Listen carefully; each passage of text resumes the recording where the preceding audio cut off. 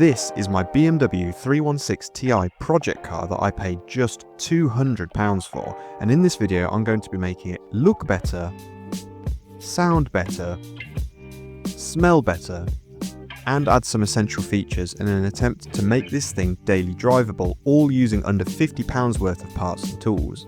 Links in the description. Now cue me standing in the rain like a fool, looking like I'm trying to recreate the "this is fine" meme, but with rain instead of fire.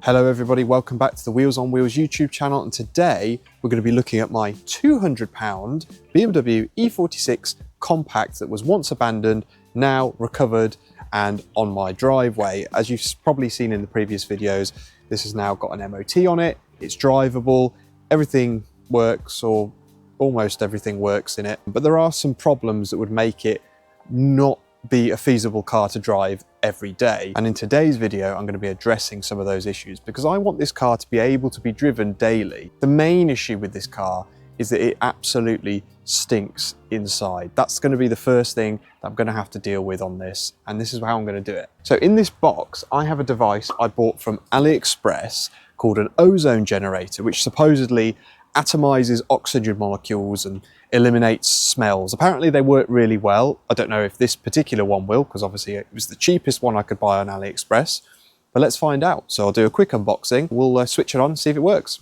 Right, let's do a quick unboxing of the device. I haven't actually unboxed it myself yet. It got quite wet because obviously it's raining outside, as you've seen. So we have operating instructions. Now it's important to note that ozone generators can be quite dangerous, I believe. So it's important to read these instructions. Yeah, I've read that, I'll do. So we've got this to hang over your door handle, I suppose, to show when it's in operation so that people don't go in when it's running, because again, it's quite dangerous to breathe in. So put that there. Now I've ordered a UK one. So instead of having a UK plug, it looks like it just comes with this adapter, which is kind of interesting. I suppose that's quite handy. I can keep this for travel purposes. It does say travel adapter, so I'm sure they're probably not supposed to do this really, but oh well, if it works, it works. And inside we have the device. It looks a lot like my AliExpress welder so far. It's yellow and it's got black on the sides and everything. But no, it's definitely an ozone generator. Take it out of the plastic. There we are. Looks pretty simple. On the side, got some information. 6 grams per hour, is that? Got a timer on the front, so I suppose that's in minutes. It looks like you can turn it so it goes on indefinitely. That's quite good then. And on the back, you can actually see inside it from the back, and it doesn't look like there's actually a lot in there. It's very strange how it works. I'm not entirely sure how it works. I know it supposedly atomizes oxygen molecules. I don't know how it really does that, but yeah, pretty cool looking device. Run an extension lead out, and I'll just keep it in the boot, I suppose. Get the device. So there's the device in the boot there. So I guess we just put it. Oh, there you go. Off it goes. Just shut the boot. And there we go. So there we go, deodorizing in progress, I suppose. I don't know if it's really a good thing that it's raining right now. Don't know if that helps, makes it worse. I suppose at least if it catches fire, then the rain will help put it out. So I'm gonna give that a few hours to work just to give it the best chance of actually deodorizing the car. Fingers crossed that it does, because that will make the car so much nicer to be in. So I'll see you in a bit. Okay, it's the next day now, and the ozone generator was on for several hours yesterday, and it's been airing out for hours today as well. It's been sat like this for the past 5 or 6 hours, and I'm about to go and smell it. So let's find out. So there's the machine there, and all I did is I just turned it off at the plug, so I didn't go anywhere near the car, and I just opened the boot, opened the windows from outside, and then walked away. I didn't breathe any of the air in because supposedly it's quite dangerous to breathe in. So smelling it, I was expecting it to smell of nothing, but to be honest, it smells quite clinical. Strange. It's much nicer than what it was. It was a very musty, horrible smell before, but yeah, it's got a weird, like, clinical smell to it now. I'm sure that'll go, I hope. Okay, I'll take it. So far, I would say that is a definite success. The horrible, musty smell that was there before has now gone, even on a quite humid day that we've got today. It's been raining. It smells just fine in there. So the next change to make this thing daily drivable for me resides in the boot, weirdly enough, and it's these speakers that are on the parcel shelf. So I love music and I can't drive anywhere without music playing for the most part. So the sound quality's got to be good, and these rear speakers are completely blown. They sound absolutely terrible. So I went on eBay and bought some cheap speakers to upgrade them with. Let me show you. So here they are. These are the new two-way coaxial speakers. They're JVCs, and I think they only cost me about £15, so they're a real bargain. They fit pretty well, but there is some modification that's required to get them to fit. And if you take a look in the boot, you'll see, here's one I made earlier, hiding in there. So this is what the original looks like with the horrible cloth, which I've removed on this side, as you can see. That looks absolutely terrible. And the new one's just nice and subtle, no horrible rotting cloth, looks a lot nicer. And the speakers themselves, obviously this is the new one as I've just shown you, and this is what the old one looked like on the other side. Completely blown, there's a hole in it, this bit's completely collapsed. I don't know a whole lot about speakers, but yeah, can say for certain that that one is absolutely cooked. So to replace this speaker, you've got to remove this carpet, remove this C-pillar panel, and then remove the actual panel that holds the speaker. So I'm going to crack on with that now. First of all though, drop these back seats and take out the boot carpet. Okay, there's a couple of different things you've got to remove. Got to remove this little push rivet here. There's that. By the way, this tool here is absolutely amazing. It is life-changing for removing these little plastic rivets. I'll put a link down in the description for that. Then you got this little plastic piece here. Push the middle in, and that just comes off like that. And then I believe the carpet just pulls out. There we are. Next, we just got to scooch this plastic panel around a little bit like that. And you see we've got another push pin. And you see we've got another plastic rivet here. Again, using the tool. I've just realized I really want to show you guys the difference between the new one and the old one. So I'm going to do that now. So I'm not sure how well you're going to be able to hear this, but I've set the fader to the rear right. So you're only hearing the old blown speaker. So let me just play that now.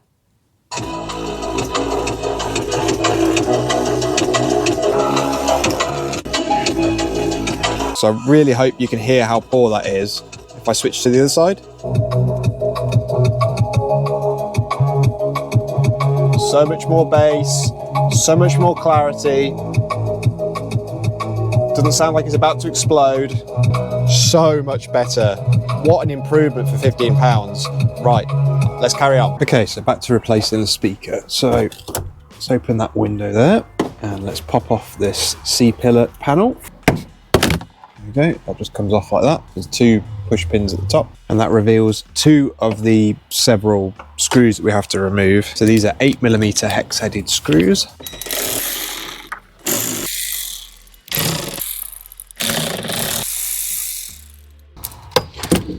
Okay, so there's only 4 on this side, 2 there, 1 right in the corner, and 1 just underneath. There's this wiring loop underneath. And there you go, 1 speaker removed. Okay, so we have the old speaker unit here, looking absolutely terrible, especially with the cloth mesh on the top. So to actually replace the speaker inside of this, on the back you have 5 11mm nuts to remove, and these are just threaded onto plastic. They're a bit weird, but yeah, they're 11mm. So just undo all of these. Okay, so there's the 5 11mm nuts, and once you've done that, this thing should just come apart. Bingo. Oh my word, that one is even worse. That's completely blown. Wow, look at the state of that. Okay, remove the old speaker, 3 Phillips head screws. Keep those screws, gonna need them. There you go. If you compare the old and new, you'll notice that there's a difference, not just in the way they generally look, but also you'll notice that the old one has 3 holes for screws, the new one has 4, and that's pretty typical for speakers, like generic, you know, universal speakers. They'll have 4 mounting holes. That means you have to modify this to get it to fit. So the way I modify it is by basically cutting off all but one of these little mounting tabs with some tin snips. And then it will sit in there like that. At this point, I had an issue getting the speaker to fit. As it turns out, the plastic housing is a different shape on the right hand side. I didn't have this problem on the left. To make the speaker fit, You have to cut a hole in the plastic at the bottom with a multi-tool, though you could also use a Dremel or an angle grinder for this. Okay, I've had to cut loads out of this one. I didn't have to do that before. Obviously this is a different shape, but the speaker now fits perfectly. So for the wiring, I want to retain the original plug if I can. So I'm going to use some spade connectors on the speaker wires and push it into the original connector. I'm going to put these in the vise to clamp them down. So that's our butt connectors plugged into the actual plug. Good enough for me. And then we just need to feed these connectors back up to connect to the speaker. Plug the speaker in. And just put insulation back in there. It's a bit of a squeeze with the insulation in, but it does work, so that's fine. So to actually screw the speaker in, you're going to need some strangely shaped washers. Here's some I made earlier, those two there. That one might work. I found that. I found this one as well. I'm going to use a washer on all of them, even the one that already has a tab, just to give it a bit of strength, really. Okay, that's the speaker mounted. So you've got these sort of weird washers that I've cut with the angle grinder. It holds it down nicely, to be honest. And finally, just remove this foam so that we can actually get rid of this old cloth. So what I like to do is just cut it out line by line like this. And I'll keep doing that until it's all gone. Then just reassemble it again. And the reassembly is the reverse of the removal.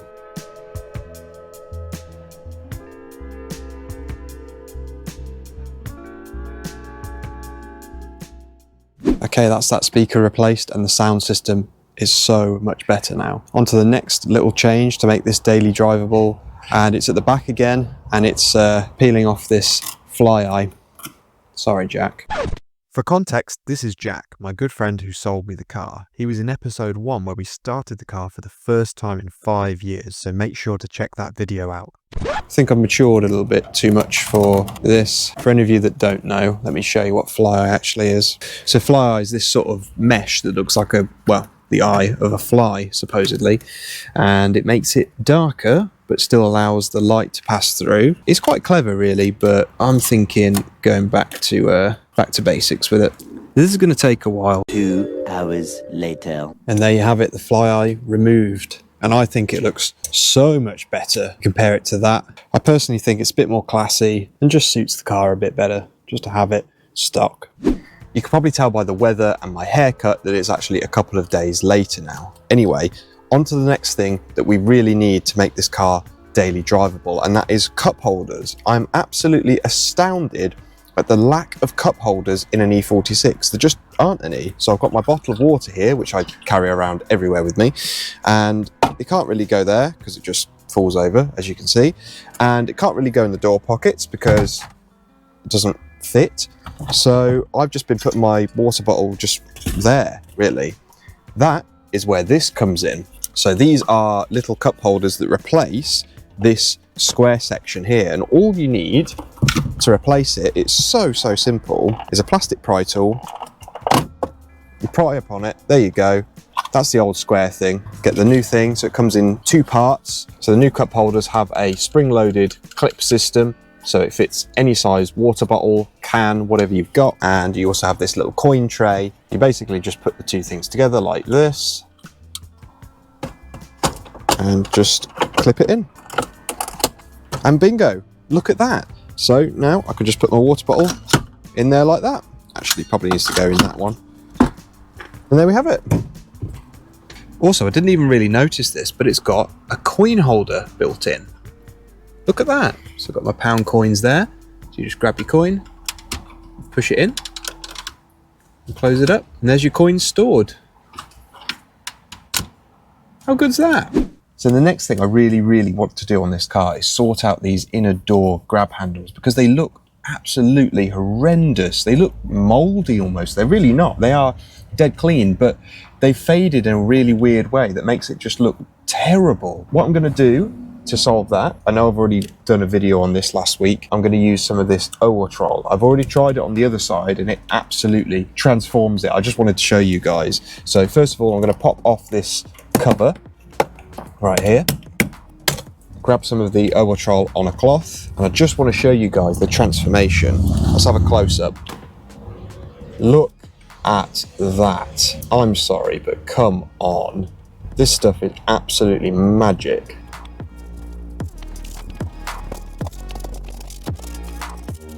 This stuff is just insanely good.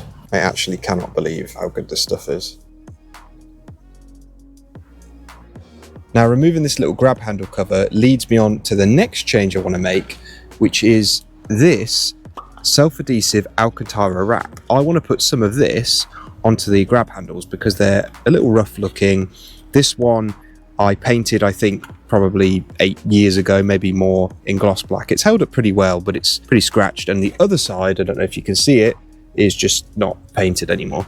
So I want to put some of this wrap on these little grab handles. I think it'll look really nice and it'll feel nice too. So let's try it. And by the way, links for the products I'm using today are all in the description down below. First thing is to cut out a reasonable size amount of the wrap. Like that. Then I think what you do is peel off the backing. Like so. And simply stick it on. Wrap it round pretty much. I think this probably works very similar to normal vinyl wrap, to be honest. Grab a scalpel. I then carefully cut off the excess material, leaving a slight overlap so I can fold the material around the edge of the part. And here is the finished product. Looks really, really good. So let's just put it on.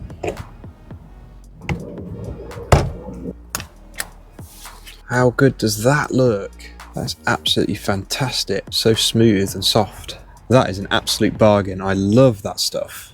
Something that the E46 is missing from the factory that is absolutely essential in 2025 is a way of charging your phone. And that is where this little phone charger comes in. So I bought this from AliExpress. It only cost £1.40. And the reason why this specific phone charger is important is because it's very low profile. So if I show you, so it has this little handle on top that flips up that allows you to actually pull it out once you insert it because it sits almost flush. And the reason why that's important in the E46 is because you can put it into the cigarette lighter and this little cover still closes. How good's that? So obviously that can't be said for most phone chargers because they protrude slightly, whereas this one is almost flush and it works really well. Link in the description. So what do you guys think to the Alcantara wrap then? I'm really, really pleased with how it's turned out. I think it looks really, really good. And considering I only paid £8 for this whole massive roll, I think it's a real bargain. Talking of bargains, everything in today's video has been an absolute steal. I've managed to make the car look better, sound better, and most importantly, smell better, all for less than £50, including that ozone generator, which is a really, really cool machine. It's really worked wonders in here. It just smells of nothing now. Links for everything I've featured today in the video down in the description box below. Make sure to check them out. Don't forget to like and subscribe. I'm going to go for a drive. See you guys later.